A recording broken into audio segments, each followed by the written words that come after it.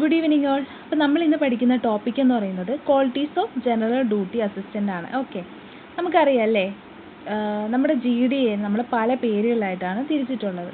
എന്താണ്? Nursing assistant, കൂടാതെ bed side assistant എന്നും അറിയപ്പെടുന്നു. ബെഡ് സൈഡ് അസിസ്റ്റൻ്റ് മാത്രമല്ല, ഓർഡർലൈസ്, നഴ്സിംഗ് എയ്ഡ്സ് എന്നീ പേരുകളിലൊക്കെ ആയിട്ട് GDA സ്റ്റാഫിനെ നമ്മൾ തരംതിരിച്ചിട്ടുണ്ട്.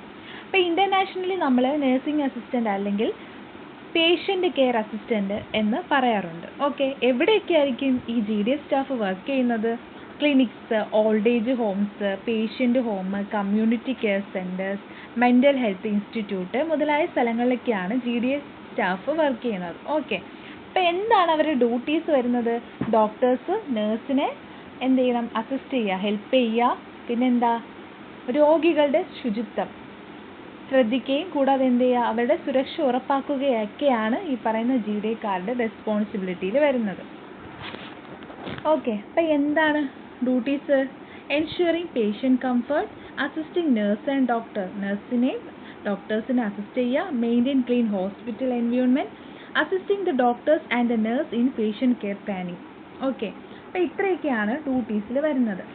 അടുത്ത് നമ്മൾ പഠിക്കാൻ പോകുന്നത് ക്വാളിറ്റീസാണ്. GDA സ്റ്റാഫിന് വേണ്ട ക്വാളിറ്റീസാണ്.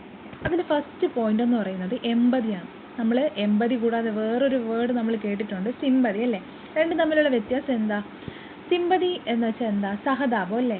അതായത് മറ്റൊരുടെ വിഷമത്തിൽ നമുക്ക് എന്താ സഹതാപം തോന്നുക എന്നൊക്കെ പറയില്ലേ, അതിനെയാണ് സിമ്പതി എന്ന് പറയുന്നത്. അപ്പോൾ എമ്പതി ആണെങ്കിലോ, മറ്റുള്ളവരുടെ ഫീലിങ്സ് നമ്മൾ മനസ്സിലാക്കി നമ്മുടെ ഫീലിങ്സ് ആണെന്ന് കൂടെ നമ്മുടെ കാഴ്ചപ്പാടിലാക്കുകയും അവരുടെ വിഷമങ്ങളൊക്കെ നമ്മുടേതാണെന്ന് കൂടെ സങ്കല്പിക്കില്ലേ, അതിനെയാണ് ഈ പറയുന്ന എമ്പതി.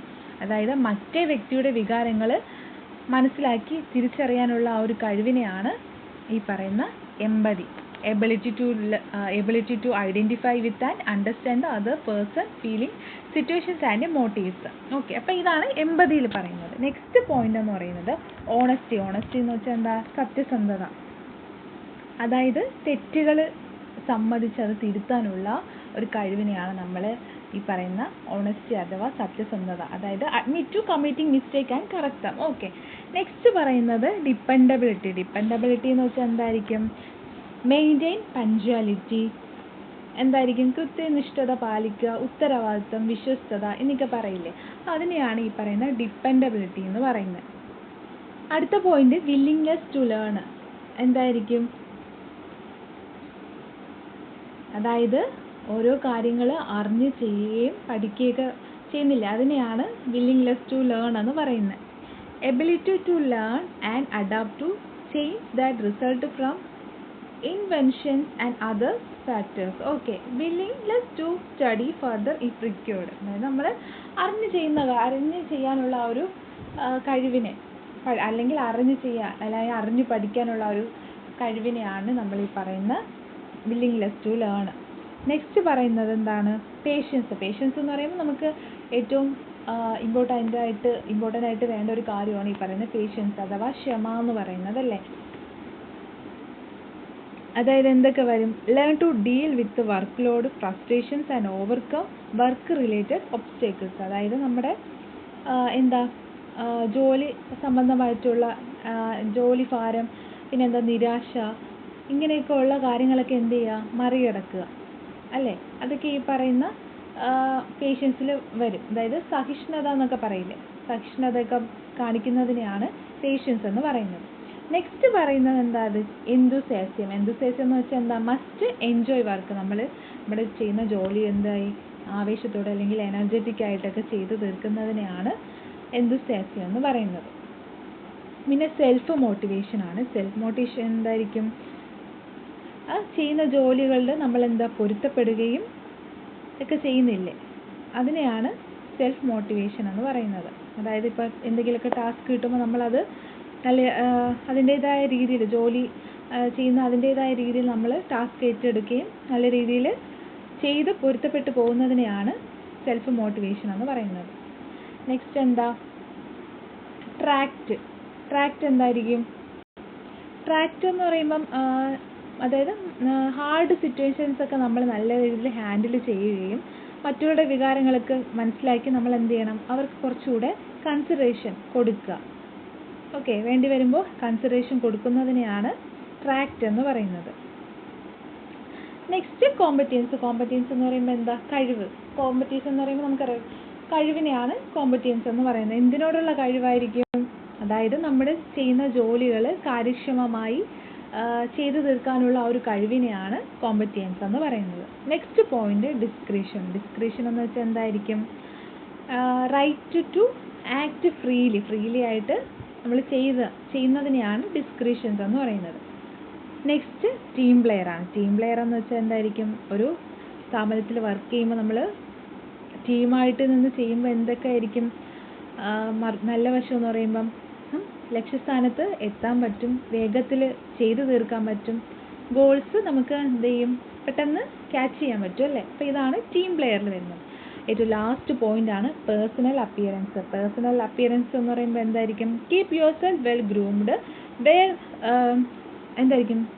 നമ്മുടെ ഈ ഐഡൻറ്റിറ്റി കാർഡൊക്കെ വേണമല്ലോ. ഐഡൻറ്റിറ്റി കാർഡ് ആയിക്കോട്ടെ, നമ്മളെ ഡ്രസ്സിങ്സ് ആയിക്കോട്ടെ, നമ്മൾ നല്ല രീതിയിൽ പോവും അല്ലേ? അപ്പോൾ നമ്മുടെ ആ ഒരു വ്യക്തിപരമായ ഒരു രൂപത്തിനെയാണ് പേഴ്സണൽ അപ്പിയറൻസ് എന്ന് പറയുന്നത് അല്ലേ? നമ്മളെ സ്വയം എന്തായിട്ട് ഭംഗിയായിട്ട് സൂക്ഷിക്കുന്നതിനെയാണ് ഈ പറയുന്ന പേഴ്സണൽ അപ്പിയറൻസ് എന്ന് പറയുന്നത്. അപ്പോൾ ഇത്രയാണ് ക്വാളിറ്റീസിൽ വരുന്നത്. എന്തെങ്കിലും ഡൗട്ട് ഉണ്ടെങ്കിൽ ചോദിക്കുക. പോയിന്റ്സ് എന്ന് പറയുന്നത് empathy, honesty, dependability, willingness to learn, patience, enthusiasm, self motivation, tact, പിന്നെന്താ competence, discretion, team player, personal appearance. അപ്പോൾ ഇത്രയാണ് ക്വാളിറ്റീസിൽ വരുന്നത്. ക്വാളിറ്റീസും റെസ്പോൺസിബിലിറ്റീസിലും വരുന്നത്. നെക്സ്റ്റ് നമ്മൾ പഠിക്കാൻ പോകുന്നത് പേഷ്യൻ്റ് സേഫ്റ്റി ഡിവൈസ് ആണ്. അതായത് പേഷ്യൻ്റ് സേഫ്റ്റി ഡിവൈസ് എന്ന് പറയുമ്പോൾ എന്താ? രോഗികളുടെ സംരക്ഷണത്തിന് വേണ്ടിയിട്ടുള്ള ഉപകരണങ്ങളെ പറ്റിയാണ് നമ്മൾ പഠിക്കുന്നത്. നമുക്കറിയാം റെസ്ട്രെയിൻസ്. റെസ്ട്രെയിൻസ് എന്ന് വെച്ചാൽ എന്തായിരിക്കും? നിയന്ത്രിക്കുക എന്നൊക്കെ നമുക്ക് പറയാം അല്ലേ? നിയന്ത്രിക്കുക എന്നൊക്കെ പറയാം. അതായത് any device, material or manual method that restrict a patient freedom of movement or access to their own body. അതായത് നമ്മുടെ ചലനങ്ങൾ തടസ്സപ്പെടുത്താൻ ഉപയോഗിക്കുന്ന മാർഗത്തിനെയാണ് ഈ പറയുന്ന റെസ്ട്രെയിൻസ് എന്ന് പറയുന്നത്. ഇപ്പോൾ നമ്മുടെ പേഷ്യൻസ് ഇപ്പം വയലൻ്റ് ഒക്കെ ആവുന്നുണ്ടെങ്കിൽ നമ്മൾ അതിനെ എങ്ങനെ മറികടക്കും? ഒന്നല്ലെങ്കിൽ നമ്മൾ ഈ പറയുന്ന പേഷ്യൻ്റ് ഇപ്പോൾ വയലൻ്റ് ആവുന്നുണ്ടെങ്കിൽ നമ്മൾ കയ്യിലൊക്കെ നമ്മൾ സ്ട്രാപ്പൊക്കെ യൂസ് ചെയ്യാറുണ്ടല്ലേ? വിലങ്ങൊക്കെ കൊടുക്കാറുണ്ട്, കയ്യിൽ കൊടുക്കാറുണ്ട്. പിന്നെ എന്തായിരിക്കും? അതുപോലെയാണ് നമ്മൾ വീൽ ചെയറിൽ പോകുന്ന പേഷ്യൻസിന് നമ്മൾ കണ്ടിട്ടുണ്ട് അല്ലേ? ലാപ്പ് ബെൽറ്റൊക്കെ യൂസ് ചെയ്യുന്നുണ്ട്. എന്തിനായിരിക്കും? അതായത് ഫോൾ പ്രൊട്ടക്ഷന് വേണ്ടിയിട്ടാണ് നമ്മൾ ലാപ്പ് ബെൽറ്റ്സൊക്കെ നമ്മൾ യൂസ് ചെയ്യുന്നത് അല്ലേ? വീഴാണ്ടിരിക്കാൻ. ഇങ്ങനെയുള്ള കാര്യങ്ങളെയാണ് നമ്മൾ പഠിക്കുന്നത്. ഓക്കെ, അത് 3 തരമായിട്ടാണ് തരംതിരിച്ചിട്ടുള്ളത്. ഒന്നാമത്തേന്ന് പറയുന്നത് ഫിസിക്കൽ, കെമിക്കൽ, എൻവയോൺമെൻറ്റ് എന്നീ 3 തരത്തിലാണ്. ഫിസിക്കൽ റെസ്ട്രെയിൻസ് എന്ന് പറയുമ്പോൾ നമുക്ക് എക്സാമ്പിൾ നമ്മുടെ സ്ട്രാപ്പ് ആയിക്കോട്ടെ, കാലുകളിൽ വിലങ്ങുകൾ കൊടുക്കുക, റിസ്റ്റിൽ കൊടുക്കുക, ഇതിനെയൊക്കെ നമുക്ക് ഫിസിക്കൽ റെസ്ട്രെയിൻസിൽ നമ്മൾ പറയാം, എക്സാമ്പിളായിട്ട് പറയാം. കെമിക്കലാണെങ്കിൽ എന്തായിരിക്കും? മെഡിസിൻസ് അല്ലെങ്കിൽ medications used to calm a individual behaviour. ഇപ്പോൾ പേഷ്യൻസ് ഒക്കെ വയലൻ്റ് ആവാറുണ്ടെങ്കിൽ പേഷ്യൻറ്റിനെ കാമാക്കാൻ വേണ്ടി നമ്മൾ എന്ത് ചെയ്യും? മെഡിസിൻസ് കൊടുത്ത് കാമാക്കാറുണ്ട്. അതുപോലെ നമ്മളിപ്പോൾ വയലൻ്റ് ആവുന്ന പേഷ്യൻസിനെയൊക്കെ നമ്മൾ എന്ത് ചെയ്യും? മരുന്നൊക്കെ കൊടുക്കുമ്പം ഇരുന്നില്ല എന്നുണ്ടെങ്കിൽ നമ്മൾ എന്ത് ചെയ്യും? ഈ പറയുന്ന സ്ട്രാപ്പൊക്കെ ഉപയോഗിച്ച് നമ്മൾ പേഷ്യൻറ്റിനെ നമ്മൾ കാമാക്കാറുണ്ട് അല്ലേ? മരുന്നുകൾ അഡ്മിനിസ്ട്രേറ്റ് ചെയ്യാറുണ്ട്. പിന്നെ മൂന്നാമത്തെ തേർഡ് റെസ്ട്രെയിൻസ് എന്ന് പറയുന്നത് എൻവയോൺമെൻ്റ് ആണ്. എൻവയോൺമെൻ്റ് എന്ന് പറയുമ്പോൾ നമ്മൾ വീൽ ചെയർ, ഗ്രേ ബാർസ് എന്ന് പറയുമ്പോൾ എന്തായിരിക്കും? ഹോസ്പിറ്റലിലൊക്കെ നമ്മൾ വീഴാൻ പോകുമ്പോഴേ ഈ പറയുന്ന ഗ്രേ ബാറൊക്കെ നമുക്ക് പിടിച്ച് താങ്ങായിട്ട് നിൽക്കാൻ വേണ്ടി നമ്മൾ യൂസ് ചെയ്യാറുണ്ട്. അപ്പോൾ നമ്മൾ പറഞ്ഞ എന്തായിരുന്നു? 3 തരം നമ്മൾ പറയുന്നത് 3 തരം റെസ്ട്രെയിൻസ് ആണ്. Physical, chemical, environmental. ഓക്കെ, ഫിസിക്കലാണെങ്കിൽ നമ്മൾ എന്തായിരുന്നു? സ്ട്രാപ്പൊക്കെ യൂസ് ചെയ്യാറുണ്ട്, ലാപ്പ് ബെൽറ്റ്, ഇങ്ങനെയുള്ള കാര്യങ്ങളൊക്കെ ഫിസിക്കൽ വരാറുണ്ട്. കെമിക്കലാണെങ്കിൽ മെഡിസിൻസ് നമ്മൾ കൊടുത്ത് പേഷ്യൻറ്റിനെ കാമാക്കുന്ന ആ ഒരു രീതിനെയാണ് കെമിക്കൽ എന്ന് പറയുന്നത്. എൻവയോൺമെൻറ്റ് എന്ന് പറയുമ്പോൾ എന്തായിരിക്കും? എൻവയോൺമെൻറ്റിൽ വരുന്നതാണ് ഈ പറയുന്ന wheel chair, side rails, door alarms, personal alarms, പിന്നെ എന്തായിരിക്കും? നോൺ സ്ലിപ്പറി സോക്സ്, ഷൂസ്, പിന്നെന്താ വഴുവഴുപ്പുള്ള തറകൾ, ഇതൊക്കെ ഈ പറയുന്ന എൻവയോൺമെൻറ്റിൽ നമുക്ക് പറയും. അപ്പോൾ 3 തരമാണ് നമ്മൾ പറഞ്ഞത്. ഓക്കെ, അപ്പോൾ എന്തായിരിക്കും ഇവിടെ GDയുടെ റെസ്പോൺസിബിലിറ്റി വരുന്നത്? റെസ്ട്രെയിൻസിൽ GDയുടെ റെസ്പോൺസിബിലിറ്റി എന്ന് പറയുന്നത് അസിസ്റ്റിംഗ് ഇൻ ആപ്ലിക്കേഷൻ, നമ്മൾ അസിസ്റ്റ് ചെയ്യുക. പിന്നെ എന്തായിരിക്കും? മോണിറ്ററിങ് ആൻഡ് ഒബ്സർവേഷൻ, എല്ലാ കാര്യങ്ങളും നിരീക്ഷിക്കുക. പിന്നെ എന്തായിരിക്കും? വൈറ്റൽ സയൻസ് ഒക്കെ നമ്മൾ ചെക്ക് ചെയ്യുക. കൂടാതെ എന്തായിരിക്കും? ഹൈജീന് നമ്മൾ മെയിൻറ്റെയിൻ ചെയ്യുക. പിന്നെ എന്തായിരിക്കും? കംഫർട്ട്, പേഷ്യൻ്റെ കംഫർട്ട് നോക്കുക. പിന്നെ എന്തായിരിക്കും? ഇഞ്ചുറി ഒന്നും വരാണ്ടിരിക്കാൻ നമ്മൾ ശ്രദ്ധിക്കുക. അപ്പോൾ ഇത്രയാണ് GDയുടെ റെസ്പോൺസിബിലിറ്റിയിൽ വരുന്നത്. ഏതിൽ വരുന്നത്? റെസ്ട്രെയിൻസിൽ വരുന്നത്. അടുത്ത് നമ്മൾ പഠിക്കാൻ പോകുന്ന ടോപ്പിക് എന്ന് പറയുന്നത് personal hygiene practice for general duty assistant. Okay, നമുക്ക് പേഴ്സണൽ ഹൈജീൻ എന്താണെന്നറിയാം അല്ലേ? അതിൽ വരുന്നതാണ് ഹാൻഡ് വാഷ്. ഹാൻഡ് വാഷ് എന്താ ചെയ്യുന്നതിൻ്റെ ലക്ഷ്യം അല്ലെങ്കിൽ ഉദ്ദേശം എന്താ? നമുക്ക് രോഗാണുബാധ തടയാൻ വേണ്ടിയിട്ടാണ് നമ്മൾ കൈകളൊക്കെ വൃത്തിയാക്കുന്നത് അല്ലേ? അണുബാധ പകരുന്നത് തടയാനും പിന്നെ എന്തായിരിക്കും? നമ്മുടെ ആരോഗ്യം മെച്ചപ്പെടുത്താൻ വേണ്ടിയിട്ടായിരിക്കും നമ്മൾ പേഴ്സണൽ ഹൈജീനിൽ ഹാൻഡ് വാഷ് ചെയ്യുന്നത്. എപ്പോഴൊക്കെയാണ് നമ്മൾ വ്യക്തി ശുചിത്വം പാലിക്കാനുള്ളത്? എങ്ങനെയൊക്കെയാണ് പാലിക്കാനുള്ളത്? ഓറൽ ഹൈജീൻ ആയിരിക്കുക, വസ്ത്രങ്ങൾ വൃത്തിയാക്കുക, നഖം വെട്ടുക, പിന്നെ എന്താ ചുമയ്ക്കുമ്പോഴും തുമ്മുമ്പോഴൊക്കെ എന്ത് ചെയ്യണം? വാ പൊത്തുക അല്ലേ? ഇതൊക്കെയാണ് നമ്മുടെ വ്യക്തി ശുചിത്വത്തിൽ പറയുന്നത്. അപ്പോൾ നമ്മൾക്കറിയാം നമ്മൾ ഹാൻഡ് വാഷ് ചെയ്യുന്നു. എന്തിനാണ് ഹാൻഡ് വാഷ് ചെയ്യുന്നത്? എപ്പോഴൊക്കെയാണ് നമ്മൾ ചെയ്യാനുള്ളത് എന്നുള്ള കാര്യമാണ് നമ്മൾ അടുത്ത് പഠിക്കുന്നത്. ഓക്കെ, അപ്പോൾ ഇതുവരെയുള്ള കാര്യങ്ങൾ എന്തെങ്കിലും ഡൗട്ട് ഉണ്ടെങ്കിൽ ചോദിക്കുക. നമ്മൾ അടുത്ത ടോപ്പിക്കാണ് പഠിക്കുന്നത് ഹാൻഡ് വാഷ്.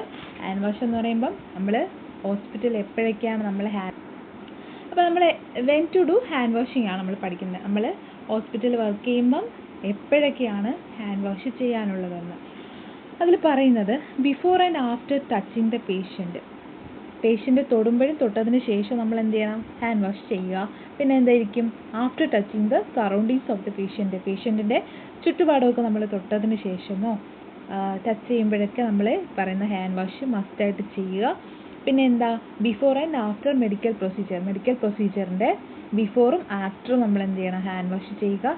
പിന്നെ പറയുന്നത് medical hand washing or cleaning must be done for minimum 10 second. എന്തൊക്കെ ഇട്ടായിരിക്കും നമ്മൾ ഹാൻഡ് വാഷ് ചെയ്യുന്നത്? നോർമൽ നമുക്കറിയാം സോപ്പ് അല്ലെങ്കിൽ എന്തായിരിക്കും? വാട്ടറോ സാനിറ്റൈസർ ഇട്ടായിരിക്കും നമ്മൾ ഹാൻഡ് വാഷ് ചെയ്യുന്നത്. അപ്പോൾ എന്തെങ്കിലും ഡൗട്ട് ഉണ്ടോ ഹാൻഡ് വാഷിൽ? അപ്പോൾ നമുക്കറിയാം എപ്പോഴാണ് ഹാൻഡ് വാഷ് ചെയ്യാനുള്ളത്, ഏതൊക്കെ സാഹചര്യങ്ങൾ ഏതൊക്കെ സന്ദർഭങ്ങളിലാണ് ഹാൻഡ് വാഷ് ചെയ്യുന്നതെന്ന് പഠിച്ചു, എത്ര സെക്കൻഡാണ് ഹാൻഡ് വാഷ് ചെയ്യുന്നതെന്ന്